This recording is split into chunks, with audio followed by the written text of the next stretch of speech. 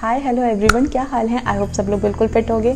Today I am gonna share about 5 top skills for accountant to be और newbie accountants. So number one is accounting software, right?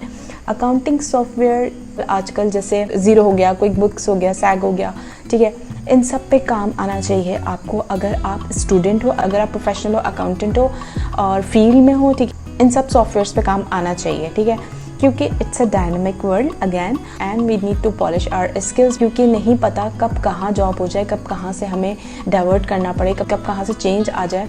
तो सबसे पहले तो ये इन basic softwares की knowledge लाजमी होनी चाहिए, इन पे काम आना चाहिए। नंबर 2 ओरेकल और सैप आते हैं जो कि थोड़ा एडवांस वर्जन है और जो कि बड़ी कंपनीज़ में यूज़ हो रहे होते हैं। और मैं आपको एक बात बताऊं, जब मुझे लेवल 3 में जॉब ऑफ़र हुई थी तो वो ओरेकल के बेस पे हुई थी। लाइक उन्होंने कहा था कि आपको ओरेकल पे काम आता है और उनकी डिमांड यही थी कि ओरेकल के उस वक्त इतना ज़्यादा नया आया था और इतना ज़्यादा लोगों को उसका एक्सपोजर नहीं था। और मैंने जब अपनी SSGC में इंटर्नशिप की थी तो वहाँ से मैंने ओरेकल पे काम सीखा था वहाँ पे उस इंटर्नशिप के दौरान। That was 12 week internship. So वहाँ पे मैंने वो चीज़ सीखी थी और आप लोग देखो कि कहाँ काम आई कि मुझे आर्टिस्टिक डेनिम से कॉल आई थी और उस वक्त उनकी यही डिमांड थी कि आपको ओरेकल आता है कि नहीं आता। तो इस बेसिस पे भी जॉब्स हो रही होती हैं अकाउंटेंट्स। तो येस, आप लोग इस पे काम करो। ओरेकल सैप थोड़ा सा एक्सपेंसिव होगा बट इट्स वर्थ इट कि बड़ी बड़ी ऑर्गेनाइजेशन में यही यूज़ हो रहा है, इवन CDC में भी यही यूज़ हो रहा है ओरेकल, ठीक है। तो सो ओरेकल पे काम आना चाहिए। रिकॉन्स वगैरह सब रिकॉन्सिलेशंस वगैरह ओरेकल पे होती हैं। अच्छा, next one number 2 forecasting, budgeting and valuation analysis वगैरह। वैसे तो हम लोग एनालिसिस वैसे स्टडीज़ में तो कर ही रहे होते हैं, लाइक हमें सिखाया जाता है कि इसकी वैल्यूएशन ऐसी होगी वैसी होगी, लाइक बजटिंग फोरकास्टिंग वगैरह हम लोग कर रहे होते हैं मैनेजमेंट अकाउंटिंग में। बट ये सिस्टम पे किस तरीके से की जाती है और रिटन डाउन भी की जाती है, तो इसकी भी प्रॉपर जो है नॉलेज होना और इसकी प्रॉपर जो है एनालिसिस वगैरह, इसमें भी कमांड होना जो है वो एक स्पेशलिटी है। और लाइक प्रॉपर फाइनेंशियल मॉडलिंग जिसे कहते हैं, तो प्रॉपर फाइनेंशियल मॉडलिंग भी आनी चाहिए। ये भी एक मेन स्किल है that every accountant need to learn.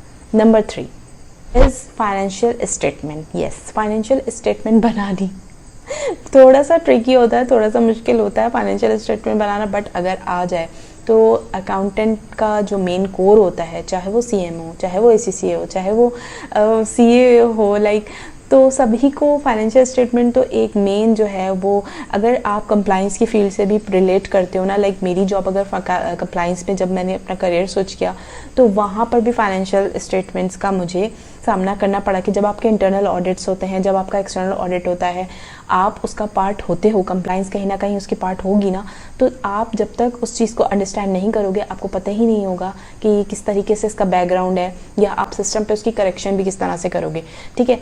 So accountant के लिए तो मस्ट हैव है कि आपको फाइनेंशियल स्टेटमेंट जो है एक्सेल पे प्रॉपर बनाने पड़ते ही हैं और अभी करंटली भी वो यूज़ में है। जब हम अपने करियर का स्टार्ट करते हैं और जब हम ये सब चीज़ें सीख रहे होते हैं, लर्निंग स्टेज में होते हैं, तो हमारी जॉब भी जो है एक नॉर्मल कंपनी में लगती है, ठीक है। एक बहुत ही हाई स्टैंडर्ड कंपनी, बहुत ही बड़े ब्रांड के साथ हम नहीं आ जाते। समटाइम्स MTO प्रोग्राम के थ्रू हम उसमें भी एंट्री दे देते हैं, बट एक एवरेज कंपनी की बात कर रही हूँ कि वहाँ पर आज भी एक्सेल में काम हो रहा है, वहाँ आज भी एक्सेल पे फाइनेंशियल स्टेटमेंट बन रही है, जिनका इतना बजट नहीं है और जहाँ पे बच्चे स्टार्ट अपना करते हैं करियर का, तो वहाँ पर आज भी एक्सेल पे ही फाइनेंशियल स्टेटमेंट्स बन रही है, वर्किंग नोट्स वगैरह, ईच एंड एवरीथिंग। तो आपको जो है फाइनेंशियल स्टेटमेंट प्रिपेयर करना आना चाहिए सिस्टम पे, ठीक है। Number 4 skill is Excel. Excel is not about basic Excel. I am talking about advanced Excel. Advanced Excel इतनी important skill है, लाइक पहले भी थी और आज भी है। आज के मॉडर्न वर्ल्ड में भी इसकी इतनी ही वर्थ है। लाइक मैं अगर एक एक्सपीरियंस ऐड करना चाहूँ यहाँ कि ओरेकल में भी जब आप रिकॉन्स वगैरह बनाते हो एंड आप जब टैक्सेशन वगैरह पे भी काम करते हो, लाइक उसकी भी आप सबमिट करवाते हो, तो पूरी रिपोर्ट जो जनरेट होती है ना, वो ओरेकल तो निकाल के देता है, लेकिन उसकी भी सपोर्टिंग डॉक्यूमेंट्स जो हैं वो एक्सेल पे क्रिएट हुए हुए होते हैं। लाइक बहुत सारी सपोर्टिंग डॉक्यूमेंट्स होते हैं जो हम एक्सेल पे क्रिएट करके फिर वहाँ से उसको अटैच करते हैं उस सॉफ्टवेयर के ऊपर। तो एक्सेल की कहीं ना कहीं नीड आज भी है। सो ये वाली चीज़ है। तो एक्सेल को बहुत अच्छा ग्रिप में ले लो, बेसिक भी एडवांस भी, ठीक है। और इसकी अपनी प्रैक्टिस लेते रहो, प्रैक्टिस इसकी करते रहो। लाइक मैंने वर्कशॉप्स वगैरह भी ली, ICMA में भी वर्कशॉप्स होती रहती हैं, वहाँ से भी ले सकते हो, कहीं से भी ले सकते हो। बट मैंने क्या किया कि एक टाइम पे मैंने ली भी, इसके बाद जो है वो मैं 6 मंथ्स बाद भूल गई क्योंकि मैंने उन टूल्स की प्रैक्टिस नहीं की हुई। डे टू डे काम है वही किए, तो उस चीज़ को आप प्रैक्टिस में लाजमी रखना, ठीक है। Number 5 is auditing. ऑडिटिंग की नॉलेज भी लाजमी होनी चाहिए एक अकाउंटेंट को, कि जब कंपनी में ऑडिट होता है और एक्सटर्नल टीम आती है to audit your company, to audit your accounts, तो उस वक्त आपको वो कोर एरियाज़ जो हैं उस पर ग्रिप होनी चाहिए कि सामने वाला आपसे ऑडिट करते हुए किन किन एरियाज़ पे आपने अपनी स्ट्रॉन्ग ग्रिप देनी है, कमांड रखनी है। Specially receivable, payables and loan वगैरह का जो एरिया है, इसके अलावा रेवेन्यूज़ का एरिया है जहाँ पर आपको अपनी प्रॉपर ग्रिप रखनी है। Again I am not saying this कि एज एन ऑडिटर जो है वो ग्रैप करो